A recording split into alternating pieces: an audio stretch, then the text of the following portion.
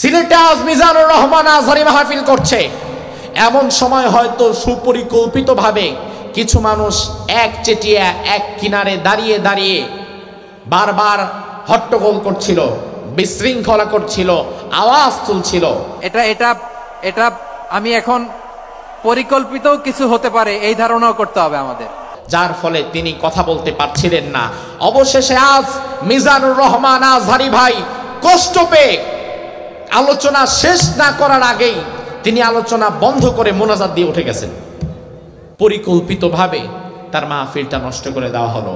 আসলে কোরআনের মাহফিলে যারা বিশৃঙ্খলা করে এরা কি ভালো না খারাপ? ভালো না খারাপ? আল্লাহ বললেন ওয়াকালাল্লাযীনা কাফারু লা তাসমাউ লিহাদাল কুরআন ওয়ালগাউ ফীহি লাআল্লাকুম তাগলিবুন। ও নবী, কাফেররা বলে লা তাসমাউ লিহা, তোমরা কোরআন শুনতে যেও না, ওয়ালগাউ ফীহি লাআল্লাকুম তাগলিবুন, বরং যেখানে কোরআনের আলোচনা হয়, কোরআনের মজলিস কায়েম হয়, ওই কোরআনের মজলিসের মধ্যে গিয়ে তোমরা হট্টগোল করো, বিশৃঙ্খলা করো, ফাসাদ সৃষ্টি করো। তার মানে তোমরা যারা আজকে মিজানুর রহমান আজহারি ভাইয়ের মাহফিলটা পরিকল্পিতভাবে বিশৃঙ্খলাকারী হয়ে ভেঙে দিলা, নষ্ট করে দিলা, বুঝতে হবে তোমাদের মধ্যে আবু জেহেলের ভাইরাস ঢুকে গেছে। আল্লাহর জমিনে আল্লাহর দিন কায়েমের কথা বলে সে সকল আলেম মুফাসসির, তাদেরকে ধরে ধরে ফাঁসির কাস্টে ঝুলিয়ে দেওয়া হয়েছে, তাদেরকে ধরে ধরে কারারুদ্ধ করে ফেলা হয়েছে, তাদেরকে যাবজ্জীবন দিয়ে আটকে ফেলা হয়েছে, তাদেরকে দেশ থেকে বের করে দেওয়া হয়েছে। অন্যদিকে 2 টাকার নর্তকী এমন খারাপ মানুষগুলোকে ধরে ধরে নির্বাচন ছাড়াই সংসদের মধ্যে বসায় দেওয়া হয়েছে। অসম্মানিত মানুষকে সম্মানের জায়গায় বসানো আর সম্মানিত মানুষকে অসম্মান করা, এটা হচ্ছে নমরুদীয় শাসন ব্যবস্থার একটা লক্ষণ। আগামীতে ফেরাউনি শাসন ব্যবস্থা, নমরুদী শাসন ব্যবস্থা, সব শাসন ব্যবস্থার দিন শেষ, আল কোরআনের শাসন ব্যবস্থারই হবে বাংলাদেশ। ইব্রাহিম আলাইহিস সালাম তিনি দেখলেন এই পাগল এভাবে বোঝানো যাবে না। অবশেষে ইব্রাহিম আলাইহিস সালাম তিনি এবার নমরুদকে বললেন, তুমি যদি আমার রব হতে চাও তাহলে শুনে রাখো।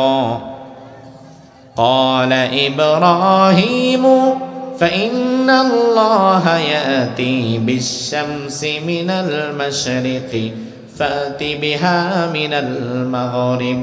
ও নমরুদ, শুনে নাও, আমার রব এমন আল্লাহ, তিনি জীবিতকে মৃত করে আবার মৃতরে জীবিত করে। শুধু তাই নয়, আমার রব এমন আল্লাহ, তিনি প্রতিদিন পূর্ব দিগন্ত থেকে সূর্যকে উদিত করে, আবার পশ্চিম দিকে আমার রব সূর্যকে ডুবাইয়া দেয়।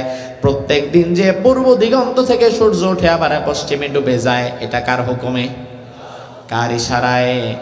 এবার ইব্রাহিম আলাইহিস সালাম বললেন, তুমি যদি আমার রব হতে চাও তাহলে আগামী দিন সকাল বেলায় সূর্যটারে পশ্চিম দিক থেকে টাইনা তুলো।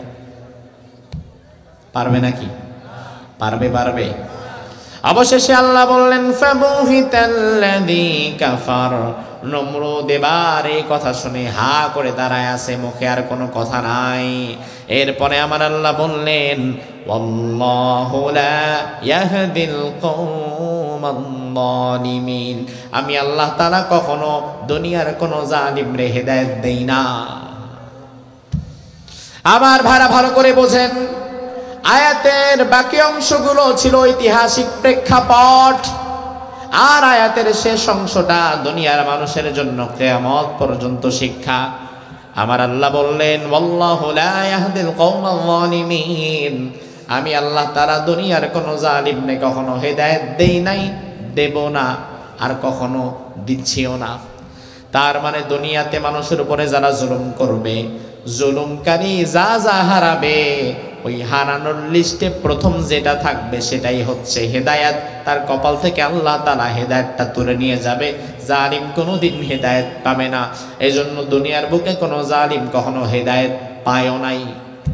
ফেরাউন হেদায়েত পায় নাই, নমরুদ হেদায়েত পায় নাই।